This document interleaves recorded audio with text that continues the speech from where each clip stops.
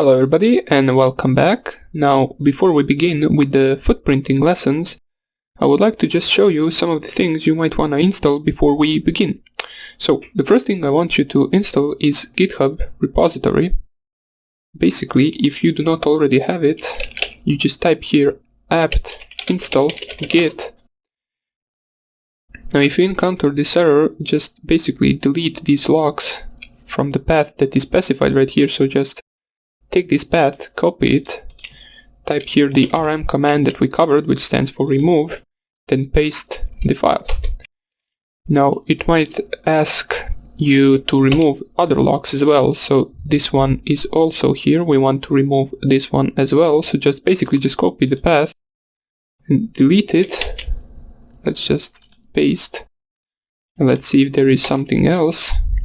There is one more log in the cache which we also want to remove, so copy the third one, and I believe this one is last one. So now that you deleted it, you can install git, which is already installed for me. You just type here apt install git. And how do we use git? Now let me just show you. You just go here on the GitHub website. So basically any program that is not pre-installed in the Kali Linux, you will probably be downloading it over GitHub. So let's say, for example, I know a name of one program. It is called InstaShell. It does not come pre-installed in the Kali Linux, but you can download it from GitHub. I will show you the command right now. So basically it is the first one. You can see that the site is GitHub, and the path, basically the path is what you want to copy. So let me just enlarge this. This is the website, and this is the program that I want to download. It is used for Instagram hacking. We will be covering it later on.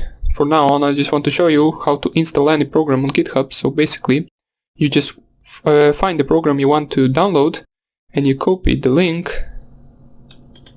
right here. And once you copy the link, you just go to your terminal. Let me see just where we are. We are in the /root directory.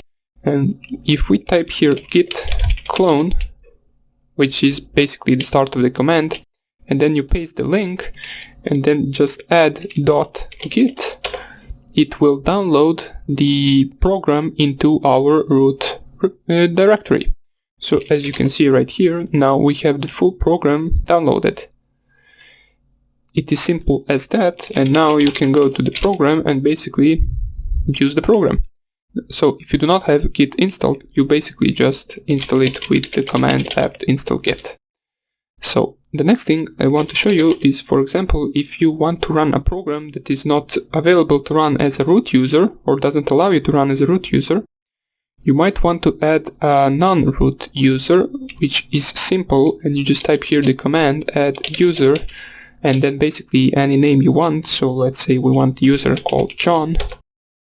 It will ask you some of the questions for the new user, which you can answer correctly or not, depending on you. It will ask you firstly for the password, which I will set as 1234. It will ask you to retype that password. I will retype it as 1234. And now it will ask some of the personal information, which I will skip.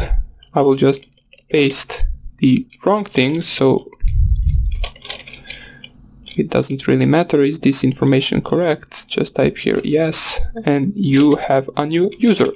Now, in order to add that user into the sudo group, which basically means you will be able to run these root commands with that user just using the password from root.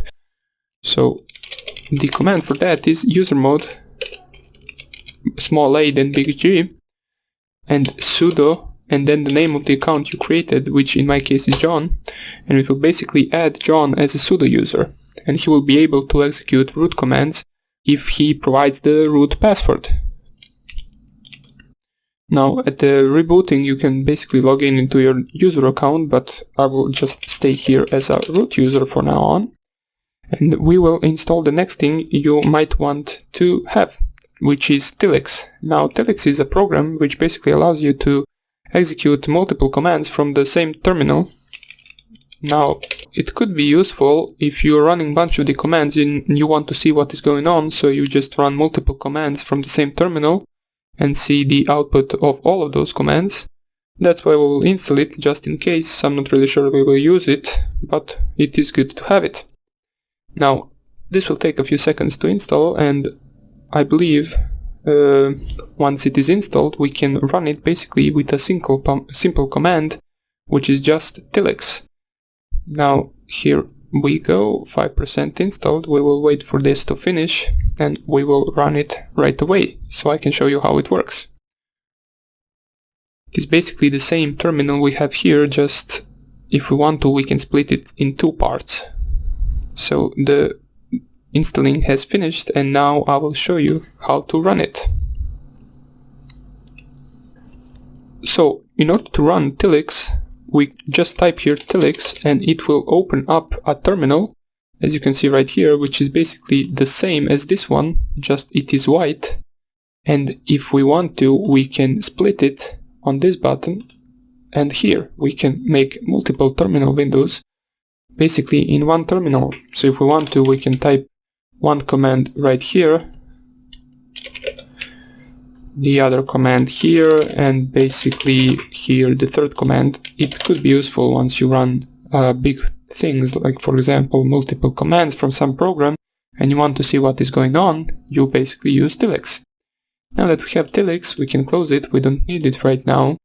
The next thing and the last thing I want you to do is install Tor.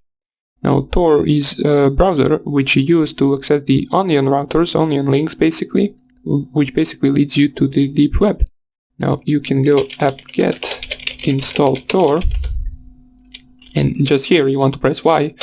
Now basically we need Tor for multiple things. Multiple programs require Tor in order to run.